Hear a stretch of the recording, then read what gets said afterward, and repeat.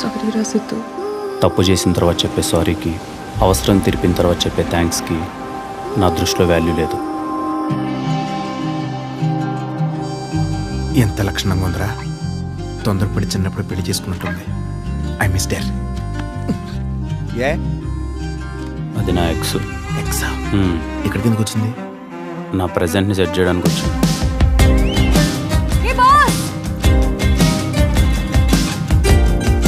అన్నా ఒక కాఫీ.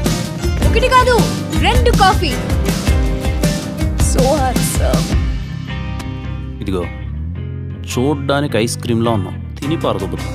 తినే నిజంగానే ఏదో రోజు తిని పారదొబ్బితే అప్పుడు అర్థమవుతుంది. ఏ రఘు, నేను నీకు అడిక్ట్ అయిపోయా. 1-2 గంటలో కాదు, 24/7 365 డేస్ నువ్వు నాకు కావాలి. ఏమైంది? సిద్ధు సారీ చెప్పు. నేను చెప్పను సార్.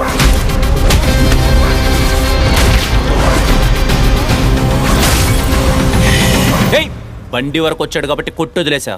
అదే నీ వరకు వస్తే చంపేస్తా. నిజంగా నీకు నేను కావాలనిపిస్తే అట్లీస్ట్ ఒక సారీ అయినా చెప్పాలి. ఏయ్, ఏంటి సారీ సారీ అని దొబ్బేస్తున్నారు అందరూ? తప్పు లేనప్పుడు నేనెందుకు చెప్పాలి సారీ? తప్పు చేయని ప్రతోడు నా దృష్టిలో హీరోనే రా. వాడు చేసిన తప్పుని రియలైజ్ అవుతాడు చూడు, వాడు ఇంకా పెద్ద హీరో. ప్రపంచంలో ఇంత మూర్ఖంగా ఎవరైనా ఉంటారా సిద్ధు?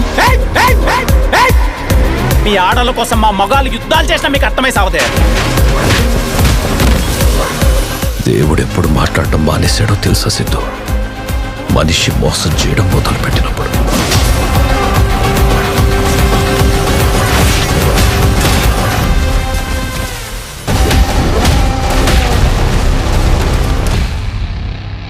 ప్రేమ చాలా గొప్పది మ్యాగీ, కానీ అది ఇచ్చే బాధే చాలా భయంకరంగా ఉంటుంది. ప్రేమ గొప్పది కాదు, అది ఇచ్చే మనిషి గొప్ప.